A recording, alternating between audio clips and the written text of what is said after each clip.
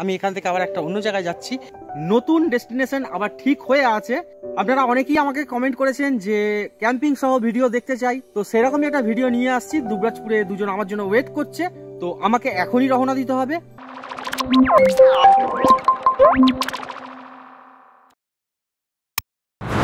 তো দুবরাজপুর কিছুক্ষণ আগেই ঢুকেছি। আদুরিয়া ফরেস্ট থেকে যখন বেরিয়েছিলাম সেম আমাকে ইলাম বাজার হয়ে দুবরাজপুরে আসতে হলো। এবার আপনারা তো আগের বার মামা ভাগ্নে পাহাড়ে দেখেই নিয়েছেন দুবরাজপুর কিভাবে আসবো। যদি না দেখে থাকেন তাহলে ওপরে আই বাটনে লিঙ্কটা দেওয়া রইলো, আপনারা দেখে নিতে পারেন মামা ভাগ্নে পাহাড়। তো আমি এখন যে রাস্তা দিয়ে যাচ্ছি এটা হচ্ছে বক্রেশ্বর। দুবরাজপুর বাজার থেকে বক্রেশ্বরের দূরত্ব হচ্ছে 12 কিলোমিটার মতো, 12 থেকে 14 কিলোমিটার দূরত্ব। এগুলো হচ্ছে সবই মাটির বাড়ি, মাটির সব দুতলা বাড়ি। তো এখন পৌঁছে গেলাম বক্রেশ্বর। থাকার জন্য দেখছি এখানে লজ, হোটেল সব কিছুই আছে। সম্ভবত এটা বক্রেশ্বরের গেট, তো এর ভেতর দিয়ে আমরা নিশ্চয়ই যাব। তো বক্রেশ্বর ড্যামটা হচ্ছে পেছন দিকে, ওদিকে যেতে হবে। আর এখন যেদিকটা যাচ্ছি এটা হচ্ছে হট স্প্রিং, যেটা যেদিকে আছে সেই দিকে, সেখানেই চলে এসেছি। মন্দির এবং বক্রেশ্বর মন্দিরও হচ্ছে এখানে।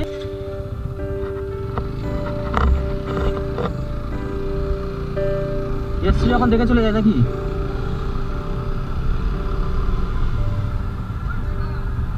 পরিচয় করে দিই, একে তো আগেই দেখেছেন, বিশ্বজিৎ, এ হচ্ছে রণজিৎ। ওকে, তো চাই আমরা ভেতরে গিয়ে দেখে নিই গরম জলের ঘাট এবং চেষ্টা করব মন্দিরে যাওয়ার। তো দেখতে পাচ্ছেন এই যে টিকিট কাউন্টার, 2 টাকা 10 টাকা, মানে গাড়ি আমি যে জমা রাখলাম আমার যা টিকিটের দাম, দুটো টিকিটের দাম লাগছে 10 টাকা, 3 চাকা 20 টাকা, 4 চাকা 30 টাকা এবং প্রতিজন 5 টাকা করে। তো এটা হচ্ছে প্রবেশদ্বার, টিকিটটা দিয়ে দেয়। হট স্প্রিং আগেও দেখেছি, তবু বক্রেশ্বর তো দেখা হয়নি, বক্রেশ্বরের প্রথমবার। তো মন্দিরে ঢোকার সময় আমার যতটা মনে হয় মাস্কটা পরে রাখাই ভালো হবে, যেহেতু আমরা বাইরে থেকে আসছি, মাস্কটা ইউজ করা খুবই ভালো।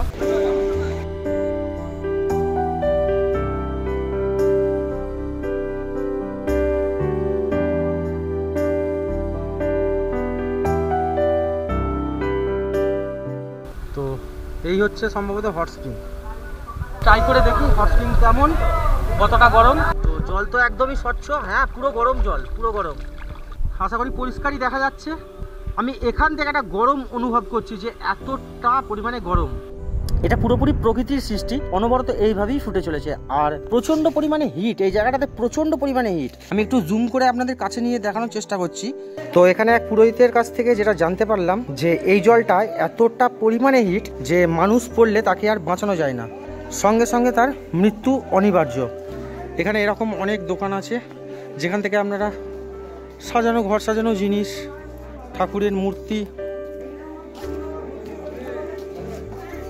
ঘর সাজানো জিনিস এবং ঠাকুরের মূর্তি সমস্ত কিছুই এখানে পেয়ে যাবেন। তা দেখতে পাচ্ছেন এই হচ্ছে বক্রেশ্বর মন্দিরের চারপাশটা। এখানটা যেটা দেখছেন এটাই হচ্ছে মায়ের মেন মন্দির। এখানে আরও সব পাশাপাশি অনেক কিছুই আছে। আপনারা যদি বক্রেশ্বর মন্দিরে পুজো দিতে চান যোগাযোগ করে নিতে পারেন। এই হচ্ছে বক্রেশ্বর মন্দিরের মেন মন্দির, দেখতে পাচ্ছেন মায়ের মূর্তি আমরা এখান থেকেই দেখতে পেলাম। এখানে এরকম অনেক দোকান আছে যেখান থেকে আপনারা ঘর সাজানো জিনিস এবং ঠাকুরের মূর্তি সমস্ত কিছুই এখানে পেয়ে যাবেন। তো আপনাদের মোটামুটি দেখানোর চেষ্টা করলাম বক্রেশ্বর মন্দির, হট স্প্রিং, সমস্তটাই আপনারা দেখলেন। কেমন লাগলো জানাবেন কমেন্ট করে। আপনারাও আসুন বক্রেশ্বর মন্দিরে, ঘুরুন চারপাশটা এবং মন্দির মূর্তি দর্শন করুন। আমি বাইরে থেকে এসেছি এই কারণে মন্দিরের ওপর উঠলাম না, ভবিষ্যতে চেষ্টা করব আবার মন্দিরে গিয়ে দর্শন করবার। তো এখন বাইরের দিকে এগিয়ে যাচ্ছি, এখন যাব নীল নির্জন ড্যামের দিকে। ঠাকুরের মন্দির দর্শন করলাম বক্রেশ্বর, এবং এখন যে জায়গাটা চলে যাচ্ছি এটা একদম বক্রেশ্বর ড্যামের কাছে, নীল নির্জন বলে ড্যামটার নাম। দেখা যাক নীল নির্জন কতটা সুন্দর হয়। তবে নীল নির্জনের যে সৌন্দর্য তার আভাস এখানে কিছুটা হলেও পেয়ে গেছি। তার কারণ চারপাশটা আপনারা দেখলে নিশ্চয়ই বুঝতে পারছেন, চারিদিকে যা আছে সবই হচ্ছে সোনাঝুরির গাছ, আর একেবারে রাস্তার দিকে ঢলে পড়েছে। বিকেল হয়ে গেছে তো, মানে সন্ধ্যের দিকে এগিয়ে চলে এসছে, মানুষের আনাগোনা অনেক কম। পুরোপুরি একটা ঘন ফরেস্টের মধ্যে দিয়েই যাচ্ছি আমরা এখন।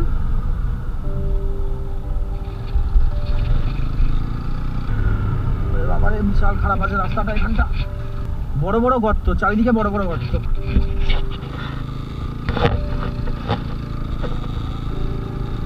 জঙ্গলটা প্রায় এখানে শেষের দিকে, সামনে একটা রাস্তা দেখা যাচ্ছে, এখন আমাদের নিতে হবে লেফট। তো দেখতে পাচ্ছেন সামনেই হচ্ছে ড্যাম, ড্যামের কাছে একদম চলে এসেছি। দুর্দান্ত এলাকা, সংরক্ষিত।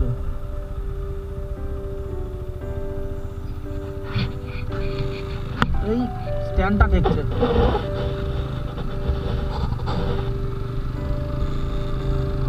মানে অসাধারণ বললেও কম হবে জায়গাটাকে। তবে পুরো এলাকাটাই সংরক্ষিত, যেটা ঢোকার আগে লেখা ছিল, যেটা আমরা দেখলাম, এই নীল নির্জন ড্যাম। তবে এই ড্যামে বোটিং করলে হয়তো খুব ভালোভাবে, মানে খুব ভালো লাগবে যাকে বলে। এখানে অনেক পরিযায়ী পাখি আছে, সেগুলো তো আমরা এরকম রাস্তায় গাড়ি চলা অবস্থায় দেখতে পাচ্ছি না।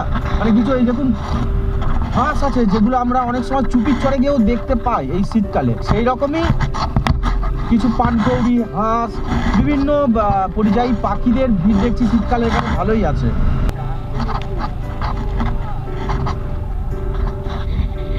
তো আমরা এই ড্যামের ওপর দিয়ে যাওয়ার সময় এখানে একটা চেকিং পয়েন্ট আছে, মানে এখানে যে লক গেটটা আছে, তো এখানে ঘটনাটা হচ্ছে এখানে ভিডিওগ্রাফি এবং ফটোগ্রাফি অ্যালাউ নেই। তার জন্য এখন ক্যামেরাটা আমাকে বন্ধ করতে হবে। আমি জাস্ট ওপরটাই গিয়ে আবার ক্যামেরা অন করব। ওকে,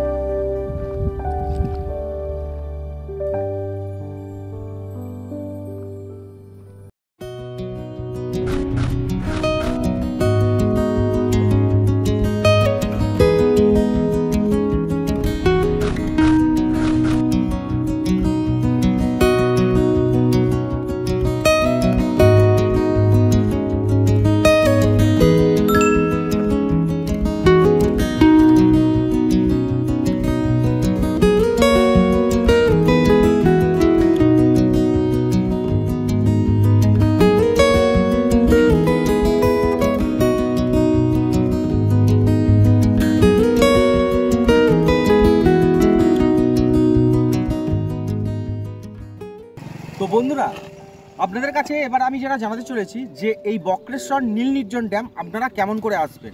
আপনারা সিউড়িগামী যে কোনো কলকাতার ধর্মতলা থেকে বাস ধরুন, চলে আসুন দুবরাজপুর স্টেশন থেকে অটো, টোটো কিংবা প্রাইভেট কার নিয়ে চলে আসুন। দূরত্ব মাত্র 6.5 কিলোমিটার, 15 মিনিট সময় লাগবে। আর রাস্তা ঢোকার আগে একটু খারাপ আছে, আর জঙ্গলের রাস্তা দুর্দান্ত লাগবে। সেরকমই নীল নির্জনও তেমনই, পুরো ঘন নীল, এরকম আকাশে যে ছায়াটা পড়েই নীল লাগছে, এবং খুব শান্ত নিরিবিলি জায়গা, মনোরম পরিবেশ। বাড়ির বয়স্করা এবং বাচ্চারা, পরিবারের সকলে দুর্দান্ত আনন্দ করতে পারবেন। এবার চলে আসি ট্রেনে কেমন করে আসবেন। হাওড়া থেকে সিউড়িগামী যে কোনো ট্রেনে উঠে পড়ুন। বিশেষ করে সকাল 6:45 হাওড়া থেকে হুল এক্সপ্রেস ছাড়ে, সেটা ধরলে খুব ভালোভাবে এখানে পৌঁছতে পারবেন। তা হুল এক্সপ্রেস করে চলে আসুন দুবরাজপুর স্টেশন। দুবরাজপুর থেকে যেমনটা করে বলেছিলাম এই নীল নির্জন ড্যাম, এই নীল নির্জন ড্যাম থেকে আপনারা ভিজিট করে চলে যান বক্রেশ্বর মন্দির। সেখানে গরম জল দেখতে পারবেন, অর্থাৎ যেটা আমরা হট স্প্রিং বলি। আর এই ভিডিওতে তো আপনারা সেটা দেখেছেন, একদিনই সেটা করা সম্ভব। ওকে, তো চাইলে আপনারা চলে আসতে পারেন। বাসও কিভাবে বললাম, কলকাতা ধর্মতলা থেকে দুবরাজপুর আসবার বাস, এবং হাওড়া থেকে সিউড়ি আসবার হুল এক্সপ্রেস, আরও বিভিন্ন আছে। অন্ডাল থেকে হয়ে আসতে পারেন, উখড়া হয়ে আসতে পারেন, দুর্গাপুর হয়ে আসতে পারেন, বোলপুর হয়েও তো আসতে পারেন, ইলামবাজার হয়ে। ওকে, এই ছিল রাস্তা, আপনারা চলে আসুন, নিশ্চিত আপনাদের ভালো লাগবে। আর ভালো লাগলে এই ভিডিওটাকে একটা লাইক করবেন, ভিডিওটা শেয়ার করবেন, এবং কমেন্ট করে জানাবেন আমাকে কেমন লাগলো। ওকে, আর আমার চ্যানেলটা যদি এখনো পর্যন্ত আপনাদের সাবস্ক্রাইব না করা থেকে থাকে, তাহলে আজই সাবস্ক্রাইব করে নিন। দেখি এবার ট্রেনটা কোথায় আমরা খাটাতে পারি। আমাদের যেতে হবে ওদিকে জায়গা আছে, তো বেশি দেরি না করে আমরা এখন ওদিকেই রওনা দিই। তো এখন জল আনতে যাচ্ছে, খুব ভয় ভেতরে, জল আনতে পাঠাচ্ছি। আর এই জায়গাটাকেই ঠিক করলাম, বেশ সেফ থাকবে। রাস্তা থেকে নেবেই একদম পিকনিক করতে এখানে অনেকেই আসে, কিন্তু ক্যাম্পিং এখানে কেউ করেছে বলে আমার মনে হয় না। এই ভাইদের সাথে কথা বলছিলাম, ওনারা তাই বললো। দেখি রণজিৎ ওদিকে গেছে, ওদিকে কীরকম কী জায়গা আছে না আছে একবার দেখে নিই। দেখে নিই কী হবে, আমরা একটু পেছন দিকে থাকলে একটু সেফ থাকবো। এখানে অনেকেই আসেন পিকনিক করতে, পিকনিক করেন। টেন্টে কেউ থেকেছে বলে আমার ঠিক মনে হয় না, হয়তো আমি প্রথমবার, জানি না, আমার ঠিক আইডিয়া নেই। যদি আমি ভুল বলে থাকি আমাকে ক্ষমা করবেন। ও ওই দিকটায় একটা জায়গা আছে বলছে, রণজিৎ ওই দিকে আসছে, তো একবার ওই দিকটা দেখে নিই কোন দিকটা দেখাচ্ছে। যে বড় ডিবিটা আছে ওইদিকে, এই ডিবিটা ওই দিকে নয়, ওইটা ওটা দিয়ে যেতে হবে। আমি হাঁটা চলার রাস্তা আছে। ও তো এখানে এসে ফোন তো করতে পারবে, তখন আমরা নিয়ে চলে যাবো। তো টেন্ট খাটানোর প্রক্রিয়া এখন চলছে, ও জানে না তবু চেষ্টা করছে। আমি আছি, কোনো চাপ নেই, হয়ে যাবে। আর যেখানে আমরা টেন্টটা সেট করছি তার চারপাশটা হচ্ছে এইরকম, সামনেই বক্রেশ্বর নীল নির্জন ড্যাম, ওদিকে জঙ্গল। মোটামুটি আজকে ওকে টেন্ট কীভাবে সেট করতে হয়, পিচ করতে হয়, সেটা ওকে আমি শিখিয়ে দিলাম। নেক্সট ট্রিপ থেকে ও নিজেই পারবে, তাই আমি না নিজে হাত দিয়ে ওকে শিখিয়ে দিলাম যে কীভাবে এটা করতে হয়। তুই নিজে তৈরি কর, তাহলে পরবর্তী স্টেপে আর কোনো প্রবলেম হবে না। দেখতে পাচ্ছেন নিজে চেষ্টা করছে, এইভাবেই মানুষ শেখে। আর আমি শেখাতে ভালোবাসি, আর ও শিখতে যখন চাইছে তখন ছাড়বো কেন? তুই শিখে নে, জিনিসটা তোর ভবিষ্যতে কাজে লাগবে। তো এইভাবে আমাদের ট্রেনটা এখন কমপ্লিট হয়ে যাচ্ছে। এখনও পুরোপুরি অন্ধকার হয়নি, তার আগেই মোটামুটি কমপ্লিট।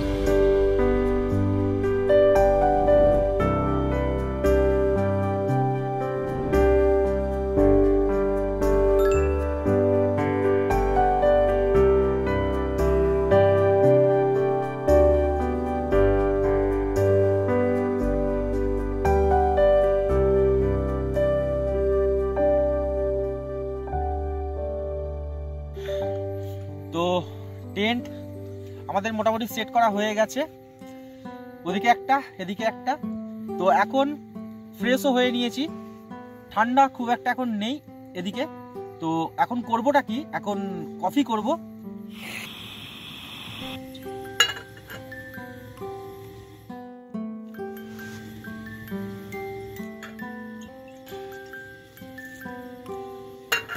তিনজনকার কফি রেডি করতে হবে, তো তার জন্য মোটামুটি অল্প একটু কম বেশি হলেও চলে যাবে আমাদের, তাতে কোনো চাপ নেই।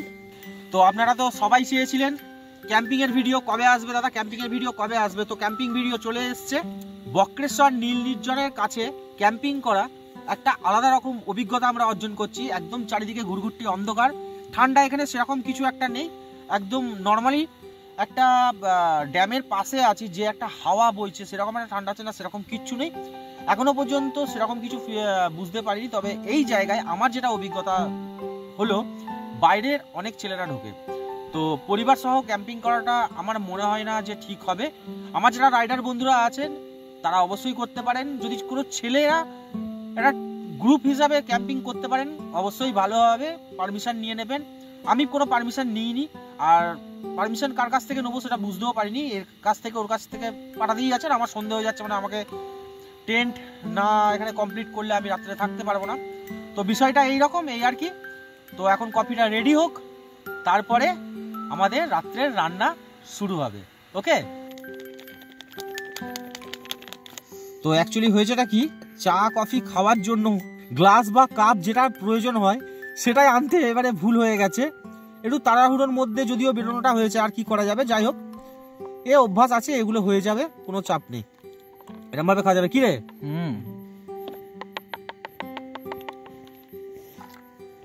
ভালোই মিক্স হয়ে গেছে। আবার কি ম্যাগি খাবি তো? হ্যাঁ, ম্যাগিটা কত আগে করা উচিত ছিল নাকি? না ম্যাগিটা পরে করে নেবো, এটা হওয়ার পর ম্যাগিটা করবো।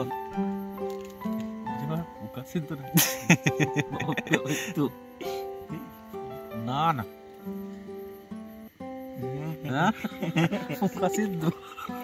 মোটামুটি কফি আমাদের রেডি। এই চিনি এনেছিস? আমাকে তো বলবে চিনি আনতে, আমি জানি চিনি ফিনি সব এনেছো। চিনি ছাড়া কফি দারুণ টেস্ট, কারণ চিনি আনতেও ভুলে গেছে। উনি গেছেন মার্কেটিং করতে, যেটুকু বলা হয়েছে সেটুকু নিয়ে এসছে। দুধ, কফি, চিনি নেই, চিনি ছাড়া কফি। ঠিক আছে, এটাই চালাতে হবে, কিচ্ছু করার নেই। তার মানে কি বলবি যে ভিডিওতে খেয়ে ফেলে দেবো? দরকার নেই, ভিডিওতে দেখাবো আমি কাঁচি দিয়ে ফেলে দেবো। অতটাও আর কি তো লাগবে না।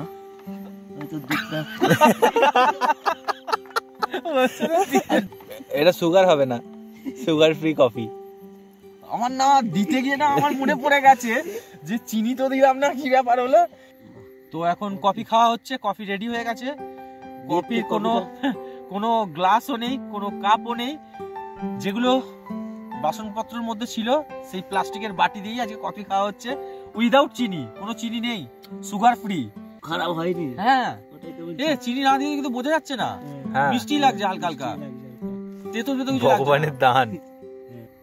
তেতো নেই, তেতো নেই, পরিষ্কার লাগছে নরমালি। তো মাংসটাকে ফ্রাই করা হবে, এর জন্য ভালো করে ম্যারিনেট করে রাখা হচ্ছে। এবং বারবিকিউ বলা ভুল হবে, আমরা এটাকে ফ্রাই পুরো আগুনে পুড়িয়ে যাকে সেকে খাওয়া সেরকমই হবে। যেহেতু বারবিকিউর জন্য কোনো আমার কাছে স্ট্যান্ড নেই, তো একদম খুব সাধারণভাবে যেটা করা যায় সেটাই করব। তো দেখতে পাচ্ছেন কিভাবে বারবিকিউ স্ট্যান্ডটা বানানো হয়েছে। এটা টেন্টের হুক, তার মধ্যে থেকে চিকেনগুলোকে ভরে দেওয়া হয়েছে এবং দুটো কাঠকে মাঝখান থেকে চিড়ে মাটিতে পুঁতে দেওয়া হয়েছে। এবার এটাকে একটা বারবিকিউ স্ট্যান্ড বানিয়ে নেওয়া হয়েছে। এবার জাস্ট কিচ্ছু না, গ্যাসটাকে হালকা করে অন করব,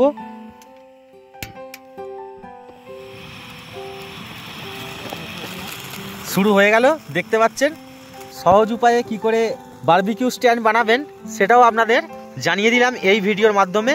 তো চাইলে আপনারাও এইভাবে বানিয়ে নিতে পারেন চিকেন বারবিকিউ, একদম প্রকৃতির সম্পদকে ব্যবহার করেই।